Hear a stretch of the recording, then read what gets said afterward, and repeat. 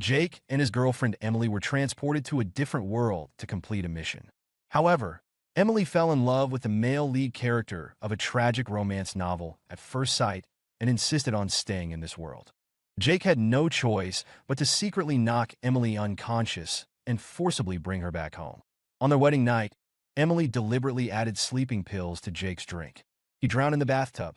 When Jake opened his eyes again, he decisively let Emily go, leaving her to fend for herself. Before long, the male lead drugged Emily and threw her to a group of men. Jake just watched coldly until Emily had a mental breakdown and died in this world. Jake and Emily Thompson were childhood sweethearts. Emily had always loved romance novels. After a car accident, they were transported into a tragic love story. To return to their original world, they needed to successfully help the female lead character. After seeing the male lead character, Derek, curled up in a shadowy corner, Emily immediately felt sorry for him. Everyone says the female lead is pitiful, but Derek is also forced into this.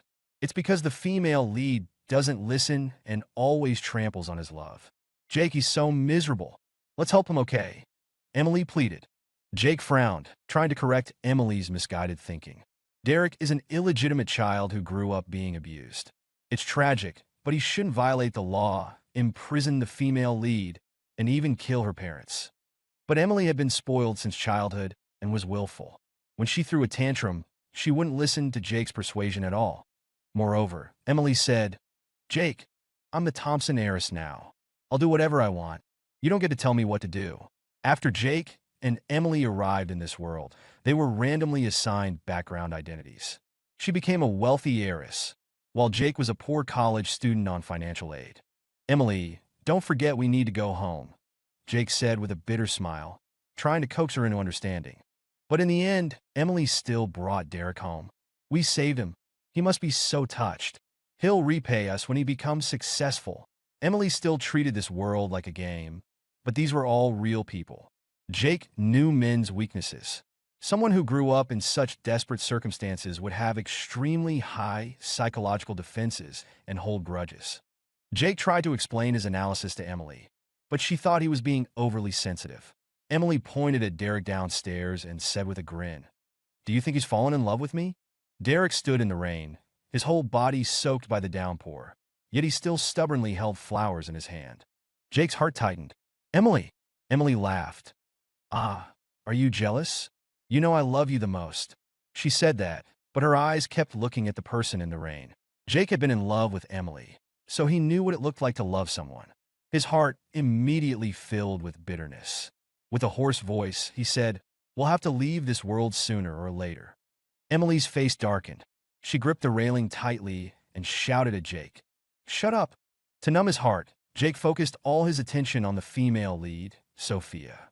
He found ways for her to avoid one encounter after another with Derek. Sophia was cheerful and kind, like a sunflower. No one could dislike her. Under Jake's watchful eye, Sophia successfully completed her undergraduate degree and went on to pursue a PhD, embarking on a new life journey. The mission was finally completed, but Emily had fallen completely in love. She had a huge fight with her parents in this world, insisting on marrying Derek. Jake, you're the only one I can trust in this world, Emily cried. Please help me. Jake took the opportunity to knock her unconscious and brought her back to their original world. When Emily woke up, she had a breakdown. Her eyes filled with resentment and hatred. Why did you destroy my love with Derek? She screamed. I married him. I was supposed to be the female lead.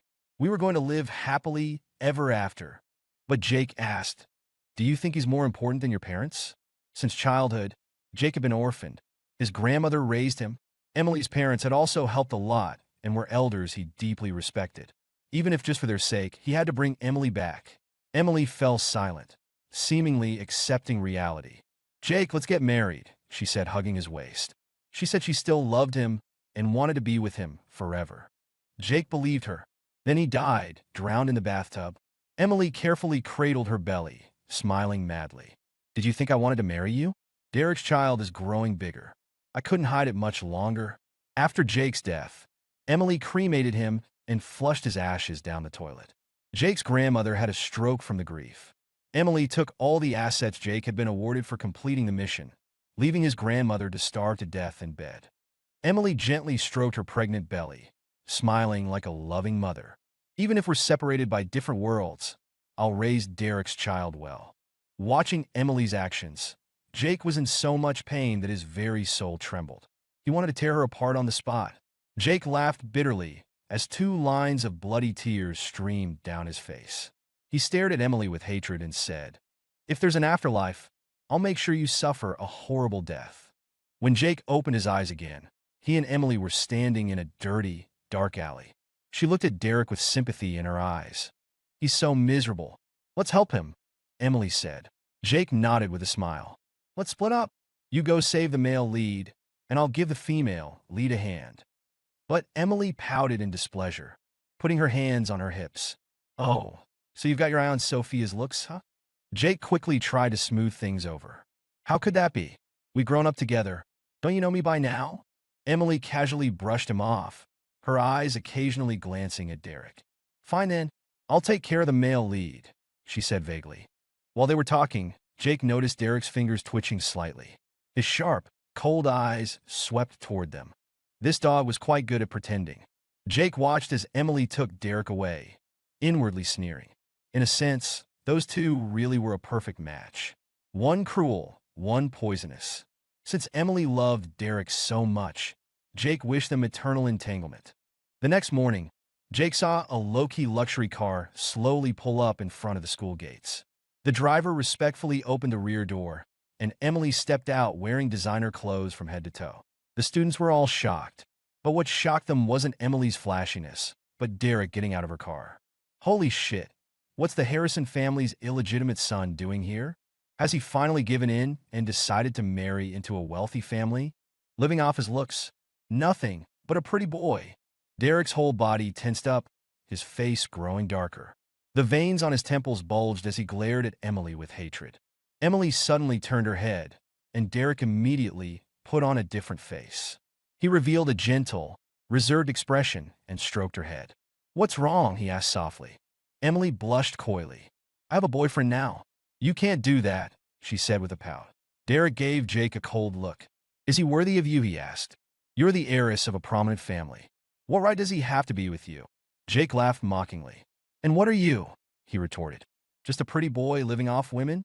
Derek's face turned ashen, his eyes filled with murderous intent. He looked like he wanted to flay Jake alive. "Jake, how can you say that about him?" Emily said angrily. But Jake just smiled faintly and explained, "I'm angry on your behalf. I'm your boyfriend after all. Him disrespecting me is disrespecting your judgment. You're paying for all his food, clothes, and shelter, yet he acts like this. Who knows if he's just taking advantage of you?" Hearing Jake's words, Emily's eyes filled with complexity. She looked Derek up and down, suddenly seeming a bit disgusted. "Derek, since you're with me now, you need to be obedient," she said. Jake asked curiously, "How do you want him to obey? He's the disowned son of the Harrison family. You're taking a risk by keeping him. Shouldn't he kowtow to you?" Derek's body stiffened. He lowered his gaze, hiding his expression. Then, to the shocked gasps of onlookers, he slowly knelt down, pressing his forehead to the ground. "Miss Thompson, it was my fault. Please forgive me," he said. Emily was stunned for a moment. Then excitement filled her eyes. She walked around Derek in circles before placing a foot on his shoulder. "From now on, you belong to me. Understand," she said arrogantly. Emily acted so haughty, seeming to have forgotten that she wasn't really a wealthy heiress, but a traveler from another world. Her actions completely extinguished any last shred of gratitude in Derek. Emily had brought him nothing but hatred and humiliation. This scene would haunt Derek for the rest of his life. What would Derek, biding his time until he achieved success, bring to his benefactor? Looking at the two, one kneeling, one standing, Jake smiled meaningfully. Having planted this seed of hatred, Jake turned his attention to Sophia. This tragic romance novel was more of an outline than a full book. It only recorded a few major events and some small incidents. As long as Jake completely prevented any possibility between Sophia and Derek, he could successfully return to his original world. While recalling the plot outline, Jake unconsciously called out Sophia's name. "You like Sophia? Her family's bankrupt. You should set your sights elsewhere." Jake's roommate advised kindly. Jake sighed helplessly. I don't like her. Right, you don't like her, his roommate said. Before Jake could get annoyed, he pointed at his phone and shouted, she's being bullied in the cafeteria. Quick, go be her hero. What? Jake exclaimed. He ran out of the dorm wearing slippers, vaguely hearing his roommate's mocking voice. This is what he calls not liking her? Actions speak louder than words. Jake rushed into the cafeteria to find a crowd gathered, with heated arguments coming from the center. This bitch, she stole from me? Sophia, we pity your family's bankruptcy, but you don't need to steal from others.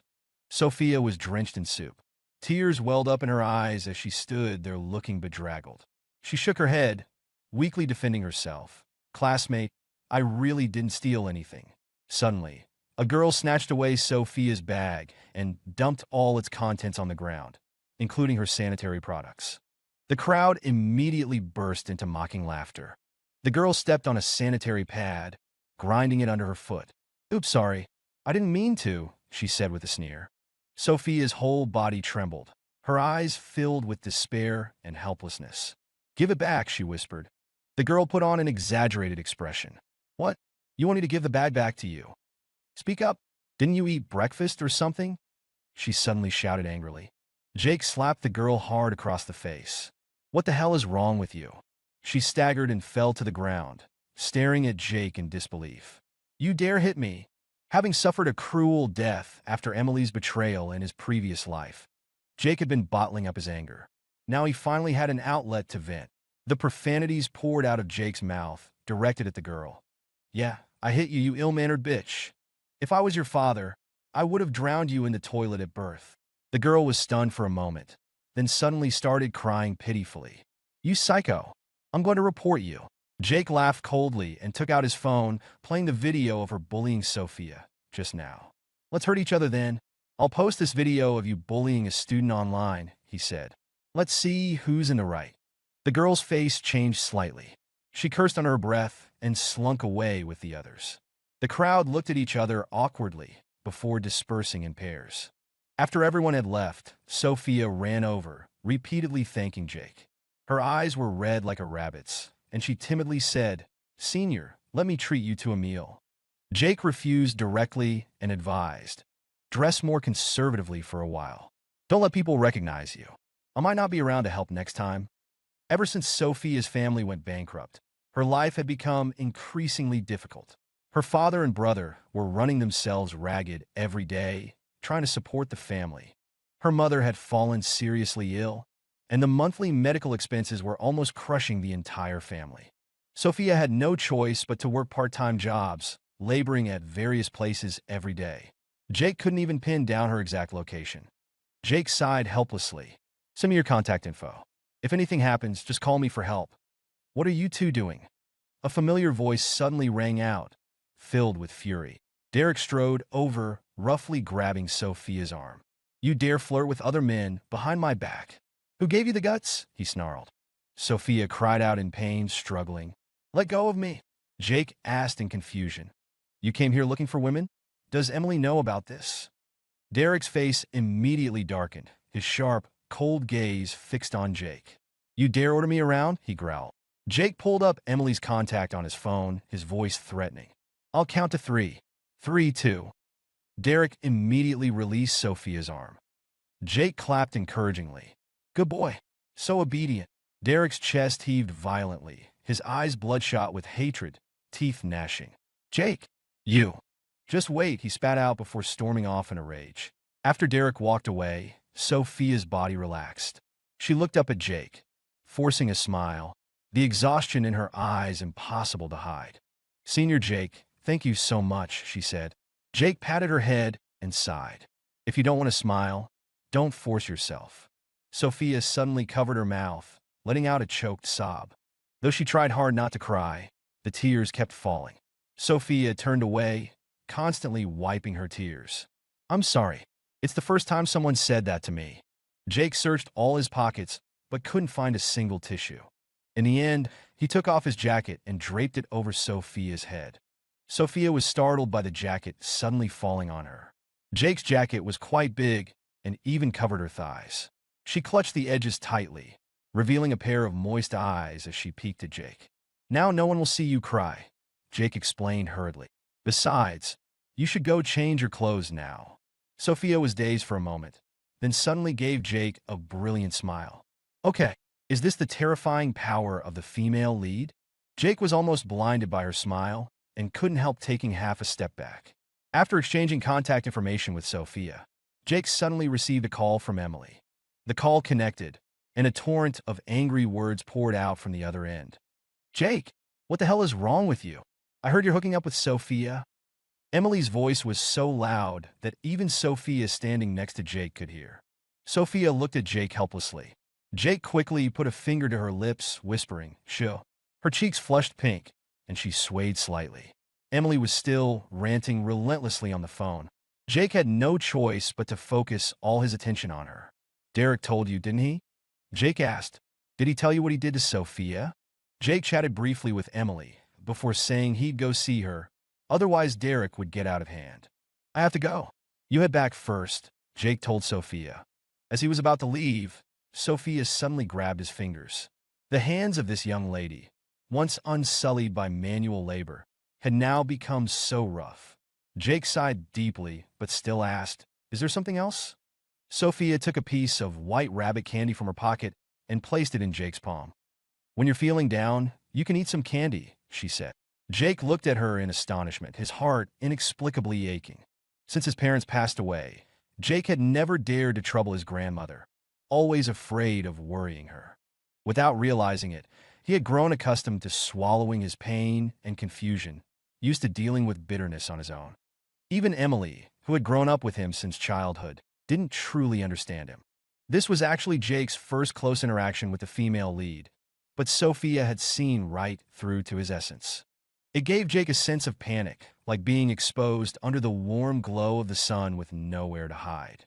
Jake had to admit he was scared. He had been frightened away by the female lead. Perhaps it would be better if he didn't interact with her directly, just like in his previous life, silently guarding her from the sidelines until the mission was complete. The issue with Emily was quickly resolved as well. She liked Derek, so she couldn't tolerate Derek being in close contact with any other girl. "Emily, you know why I approached Sophia? But what about Derek? Why is he still clinging to her?" Jake asked. After Jake recounted Derek's harassment of the female lead, Emily publicly slapped Derek hard across the face. Derek turned his head, covering his cheek. His expression was extremely unpleasant as he stared menacingly at Emily's shadow on the ground. Jake inwardly smirked, throwing in a few biting remarks. "He dares to lie to you today and go behind your back to chase other women. It shows he doesn't take you seriously at all." As the male lead, Derek was quite attractive to women. Emily knew this well. She glared coldly at Derek. "Come back with me," she ordered. Derek clenched his fists tightly, standing silently in place. In the end, he still followed Emily. As an illegitimate child, Derek had been kicked out of his family. He had no choice but to swallow his pride and try to gain Emily's favor. But he was still too confident, thinking he could juggle multiple women. He simply didn't understand Emily's true nature. "So, you had him sterilized?" Jake was utterly shocked when he heard the news. He hadn't expected that in this lifetime, with his indulgence and provocation, Emily and Derek's relationship would become so twisted. Emily had tasted the flavor of power, and her dark side was flourishing. She no longer cherished or valued Derek, the so-called male lead, like before. To prevent Derek from seeking out other women, Emily not only forcibly sterilized him, but even gave him female hormones. This is how Emily explained it to Jake. "Derek took my money and still did things that upset me. I heard taking female hormones can make men more docile. Don't you think he's much more obedient now?" Jake inwardly laughed. This wasn't obedience, it was pure hatred. Derek's features had softened considerably. He even smiled and greeted Jake pleasantly. "I was too much before. I want to apologize," Derek said. But Derek's eyes were dark and unfathomable, his face smiling ever more gently. He wasn't just physically tortured. He had mentally broken down.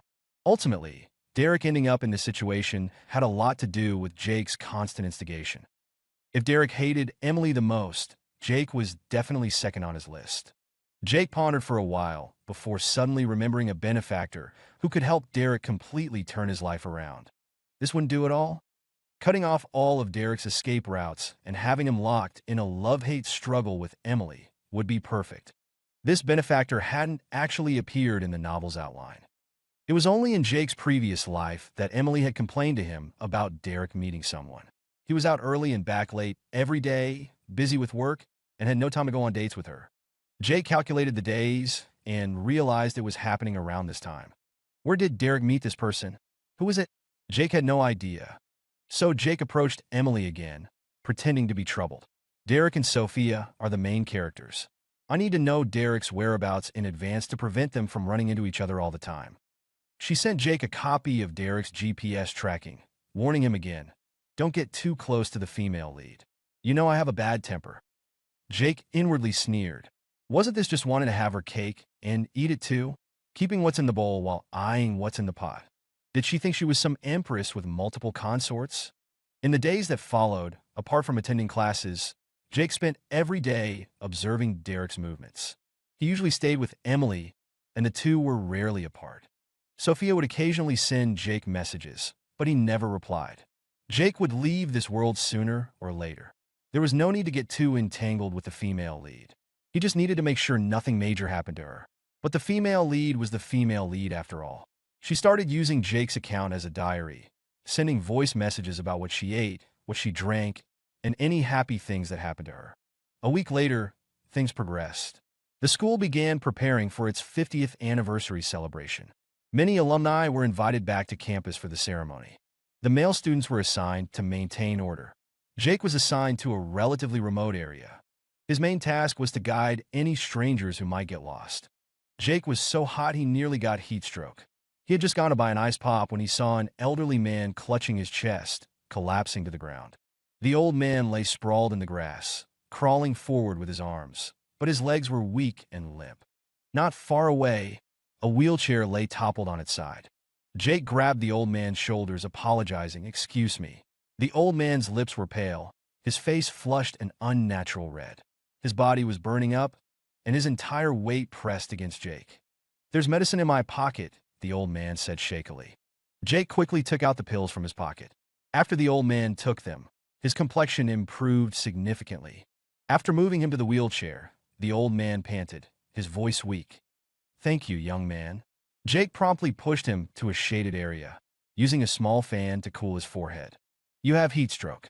I'll take you to the infirmary," Jake said. But the old man waved his hand, saying weakly, "Young man, can you please call my assistant?" Soon after, the assistant came running over in a panic. Seeing the old man's condition, he nearly fainted. "I finally found you." From what the assistant said, it seemed the old man had wandered off on his own. Jake's face immediately darkened with anger. "You have limited mobility. You should have stayed with your assistant. What if I hadn't found you? What then?" When Jake was young, a friend had been forgotten in a car by his parents and died of heat stroke. He was the only one who didn't look down on Jake for his background. But he died for such a ridiculous reason. The assistant gaped at Jake, speechless. But the old man burst out laughing. "It was my fault," he said gently. "Don't be angry, young man." Once Jake's anger had been vented, he stood there awkwardly. After all, they didn't know each other. Yelling at a stranger like that, what if he reported Jake to the school? Just then, Derek suddenly emerged from a side path. When he saw Jake chatting with the old man, his eyes flashed with shock and complexity. "Why do you know each other?" Derek demanded. "We'll meet again, young man," the old man said with a faint smile. Seemingly oblivious to Derek's presence, he had his assistant wheel him away. Derek's face went from white to green, the veins on his temples bulging. His whole body trembled with rage. "Jake, do you have to ruin everything for me?" he snarled. Jake inwardly realized what was happening, but he kept a blank expression on his face. "What are you talking about? How is saving someone ruining things for you?" he asked in confusion. Derek narrowed his eyes, his expression easing slightly. "No wonder. I should have known you wouldn't understand." He left behind those cryptic words before chasing after the old man. The old man was dressed simply, but his clothes were all custom-made. He clearly had an extraordinary status. Derek had known about his whereabouts in advance, hoping to make contact with him. He hadn't expected Jake to get there first. It wasn't until the anniversary celebration began that Jake realized he had actually saved the renowned entrepreneur, Mr. Winters. His companies spanned the globe. He was one of the top 20 richest people on the Forbes list. Even the slightest move from him could cause ripples throughout the business world. If Derek had saved him and earned Mr. Winter's gratitude, Jake would have been in a very passive position. Forget completing the mission. He might not have even been able to protect himself. Jake sat dazed on the steps. When he came to his senses, he found himself drenched in a cold sweat.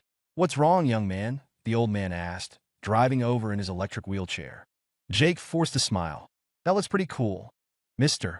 Winters patted Jake's shoulder. "Limited edition worldwide. You have good taste, just like me." Jake laughed awkwardly, unable to understand rich people's hobbies. "Mr. Winters, what are you doing here?" Jake asked. "Young man, we have an open position at our company. Would you like to give it a try?" Mr. Winters offered. If it were anyone else, receiving an invitation from Winters Enterprises, plus having saved Mr. Winters' life, they probably would have been overjoyed to the point of madness. Jake flatly refused. "Mr. Winters, I'm not suitable," he said. "But I'd like to recommend someone very talented. She's excellent. Given time, she could definitely become a pillar of Winters Enterprises." Mr. Winters' tone grew serious. "Are you sure? This is a very rare opportunity. You want to give it to someone else?" This was precisely why Jake wanted to recommend Sophia to Winters Enterprises. Her family was bankrupt. She needed money, and she needed strong backing for protection. In this lifetime, Jake had been too calculating, urgently wanting to use Derek against Emily. He hadn't expected it to backfire. Derek was already completely twisted.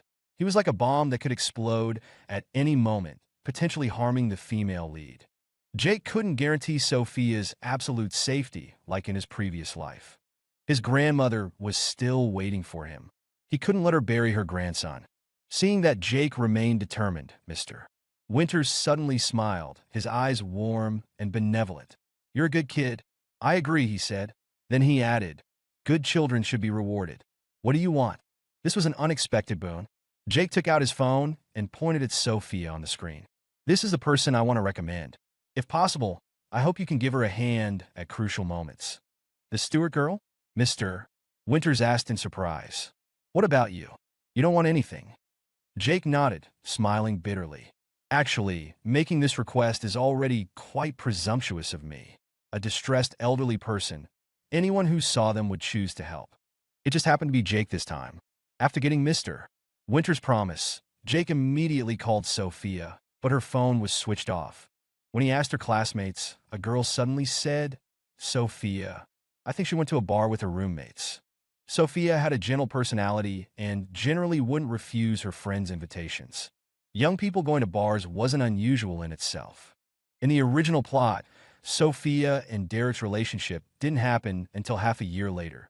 Not now. Jake immediately pulled out Derek's GPS tracker, only to find that he was at a bar. Jake clutched his forehead in pain. "Damn it, this is bad." This was actually a butterfly effect caused by the plot diverging from the original. In the original story, Sophia was dragged to a bar by her roommates to drink. She ended up drinking spiked alcohol and muddle-headedly had sex with Derek. Derek used photos of Sophia in bed to blackmail her, forcing her to have sex with him again and again. Until one day, Sophia became pregnant. Her relationship with Derek could no longer be hidden. The school found out and expelled her directly. Derek took the opportunity to imprison Sophia. Despite her pregnancy, he still vented his animal desires on her, causing her to miscarry. After Sophia escaped from the hospital, he chased, she ran. Neither could escape. In a fit of rage, Derek killed her parents and brother. He made Sophia miscarry again and again until she finally gave up. The final ending was supposedly a happily ever after. What kind of stupid plot is this? The author should die. Jake cursed. He rushed to the bar by taxi, grabbing a waiter and showing him Sophia's photo. "Have you seen this girl?" he demanded. The waiter was unfazed, calmly pointing Jake in the right direction. In the noisy, dark bar, Sophia sat on a couch with a group of people. Surprisingly, Emily and Derek were also beside her. Some people had gone to the dance floor to party, leaving just the three of them. "Come on, Sophia, cheers." Emily raised her glass. Sophia smiled dazedly, her cheeks flushed pink. After clinking glasses with Emily, she obediently drank the alcohol in her hand. Emily smiled, looking utterly satisfied. Her smile was like poison wrapped in honey. Jake was immediately filled with rage. He hadn't expected Emily to be the one targeting Sophia this time. Just as he was about to rush out, he suddenly heard Derek speak. "Are you that happy?" Derek asked. Derek sat in the shadows, his eyes looking gloomy and terrifying. Yet he gently stroked Emily's face. In this short time, his once strong body had become thin, his skin fair and delicate. Emily nodded with a giggle, pressing her whole body against Derek. "Derek, feed me," she said coyly. But Derek covered her eyes. "How do you want me to feed you?" "With my mouth," he asked indulgently. Emily thought he was being playful and actually believed him. While Emily's eyes were covered, Derek slipped some powder into her drink. He raised his hand slightly, and a hideously ugly, obese man suddenly came running over. The man leered at Emily, taking the drink into his mouth before kissing her on the lips. Emily's expression became dazed as she swallowed all the alcohol. The next moment, she collapsed to the ground, passing out. The fat man laughed loudly, hoisting Emily over his shoulder before happily leaving.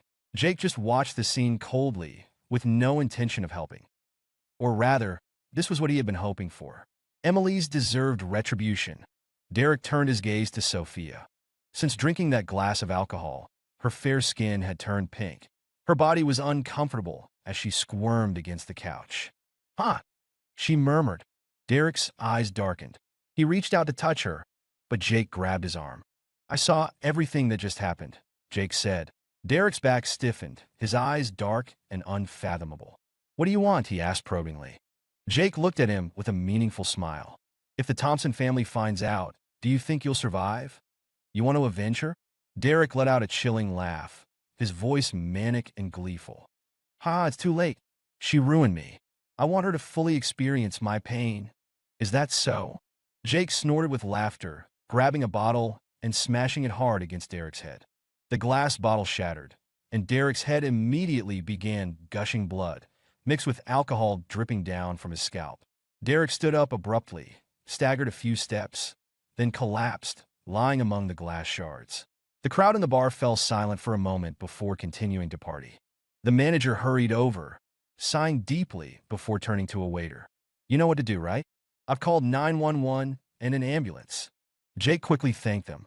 The two looked at Jake in shock, eyeing him strangely. When the ambulance arrived, Derek had just regained consciousness. Jake accidentally stepped on Derek's body while carrying Sophia. Derek let out a muffled groan, coughing up blood before passing out again. "This is my junior. She was drugged," Jake told the paramedics. The medical staff immediately frowned and quickly took her. A few police officers had also just arrived. Learning that Jake was the troublemaker, they asked sternly, "What grudge do you have against him?" Jake cried until his eyes were swollen, choking out, "My girlfriend was drugged and disappeared. I don't know where she is." The police furrowed their brows, asking urgently, "Who drugged her?" Jake pointed at Derek on the ground, his voice filled with suppressed anger. Emily felt sorry for him and made him her personal assistant. "I never expected he'd turn out to be such a viper."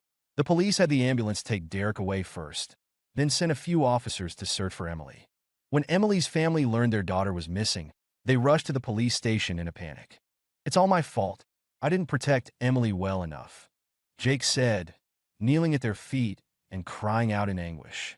"Uncle, and it's my fault for not protecting Emily. You can hit me." The anger on Mr. and Mrs. Thompson's faces immediately dissipated. Mrs. Thompson wiped away tears and helped Jake up. "Aunt knows you did your best." Mr. Thompson looked weary, nodding in agreement. "If you hadn't discovered this, Emily might have." Jake wiped his tears and lowered his head, his whole body trembling. After the Thompson family bailed Jake out, he went to the hospital to find Sophia's room. She seemed to be sleeping peacefully, her cheeks pink and flushed, lips slightly parted, looking adorably innocent. Jake felt relieved and was about to leave when his finger was suddenly grabbed. Sophia blinked her eyes and suddenly hugged Jake tightly around the waist, nuzzling against him and making little whimpering noises. Jake pried her off and pushed her back onto the bed, saying sternly, "Go to sleep." "I don't want to sleep. If I sleep, I'll never see you again," she cried, clinging to Jake's arm and throwing a drunken tantrum. In her frustration, she even bit down on his arm. Jake winced in pain. "You little brat," he muttered. Sophia kept gnawing on Jake's arm, refusing to let go. After struggling with her for a long time, Jake was covered in sweat. When he finally extracted his arm, the bite marks were swollen and broken. As soon as his arm was free, she grabbed for his pants, nearly pulling them down. Jake was at his wit's end. "Let go! My pants are falling down." Fine, I won't leave. I won't leave, okay?" he pleaded. She grinned foolishly, still clutching his pants and not letting go. But Jake couldn't communicate normally with a drunk person. Suddenly, a middle-aged man walked into the room. He looked somewhat similar to Sophia. Jake looked at him excitedly. "Uncle, save me." Finally, with the two of them working together, they managed to subdue Sophia. The longer Jake stayed here, the more likely he was to arouse suspicion from Emily's family. He couldn't possibly stay with Sophia indefinitely. Seeming comforted by having something to hold on to, Sophia quickly fell asleep hugging Jake's jacket. "You must be Jake. You and my daughter." "Mr. Stewart began. Jake quickly interrupted him, explaining, "We don't have any sort of relationship, really. Please don't misunderstand, sir." Mr. Stewart looked at his daughter with complex emotions. "What will be," he sighed. After leaving the hospital, Jake immediately received a call from Emily's parents. Emily had been found, but it was too late. When Emily was rescued, her eyes were empty and numb. She curled up into a ball, not responding to anyone. Whenever a man approached her, Emily would look terrified and let out piercing screams. Only when Jake was by her side would she calm down. She cried to him, "Jake, when can we finally go home?" Jake smiled silently, carefully peeling an apple with a fruit knife. After cutting it into pieces, he stuffed the largest piece into Emily's mouth.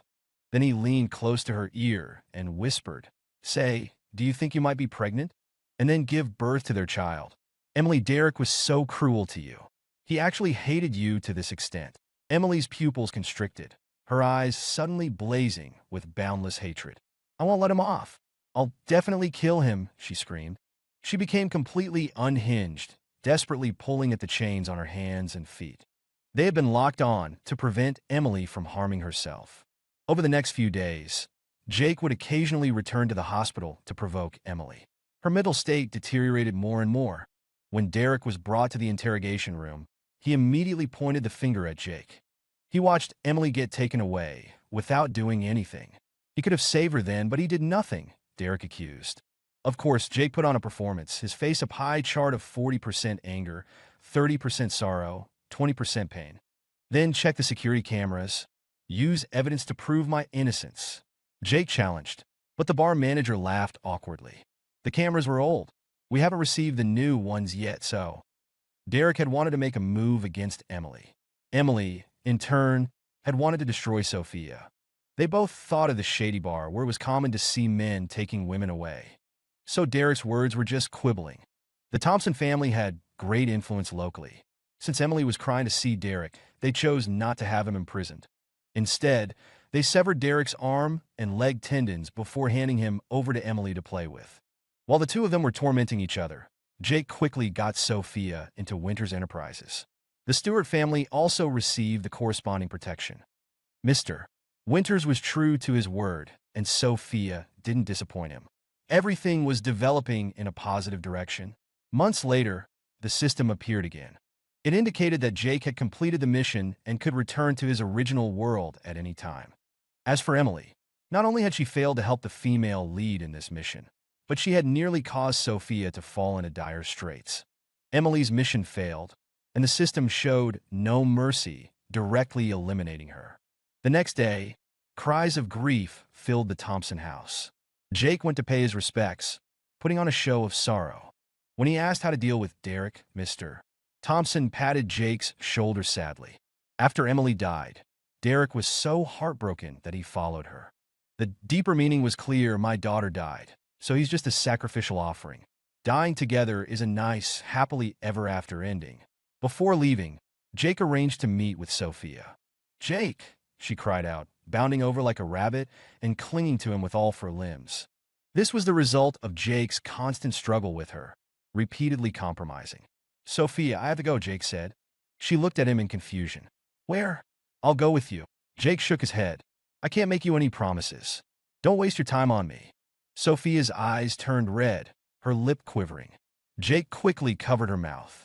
I hope you can live happily, joyfully, and healthily, he said. This was Jake's final farewell. Goodbye, never to meet again. Ignoring the girl's cries behind him, Jake strode into the sea of humanity, disappearing forever. Epilogue. In a hazy state between sleep and waking, Jake heard rustling sounds in the room. A sweet scent suddenly wafted over, and warm softness pressed against his lips. Jake's eyes flew open. Sophia was lying on top of him, smiling sweetly. Sleepyhead, wake up. Grandma made us breakfast. Let's go eat, she said. Jake pulled back the curtains to find he was still in the mission world. But now his grandmother was here too. The system's ethereal voice sounded in Jake's mind. Your only wish was for your grandmother, but you also couldn't bear to part with Sophia. So I brought your grandmother over. Touching, right? No need to thank me. With that, it vanished completely. Jake followed Sophia downstairs. Her parents and brother were there too, chatting happily with his grandmother. Jake, you're up, his grandmother said, looking at him with gentle affection. That one word of address immediately brought tears to Jake's eyes.